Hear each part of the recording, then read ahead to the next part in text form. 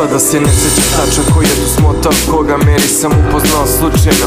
Ma daleko od toga, upravo vreme za mene. Kocke su same se složile, ja sam ložio meri. Kod su nestašne godine, danas boli me ova priča kad se setim. Prošlo je nekoliko godina, ko nekoliko reči između mene i Meri. Sada je šetaju svi, ali je verna samo meni. Ona je Mary J, svima tako kaže. U kosi nosi miris jamajčanske plaže, zelene krupne oči, plamenu noći. Želja za njom danas postala je zločin. Ona je Mary J, svima tako kaže. U kosi nosi miris jamajčanske plaže, zelene krupne oči, plamenu noći.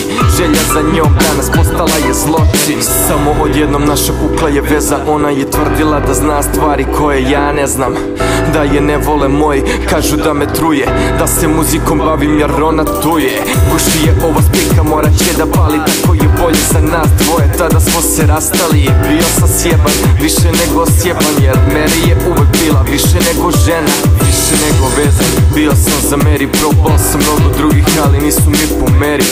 Nisu ni blizu, iako su na cijeni sve te fancy cice što su htjele da ih ženi. Ako si je probao, znaš o čemu pričam. Da si je preboleo, veruj da ja nisam. I sada ponekada sretnemo se negde, gradom kruže priče da gotive je žene. Ona je Mary J, svima tako kaže. U kosi nosi miris jamajčanske plaže, zelene krupne oči, plamenu noći. Želja za njom danas postala je zločin. Ona je Mary J, svima tako kaže. U kosi nosi miris jamajčanske plaže, zelene krupne oči, plamenu noći. Želja za njom danas postala je zločin. Mary je prejaka cica za svakog lika. Misliš da je imaš, ali ima više lica. Dođe kao vetar, ode kao obris dima. Niko ne priča o njoj, nema hrabrosti da prizna.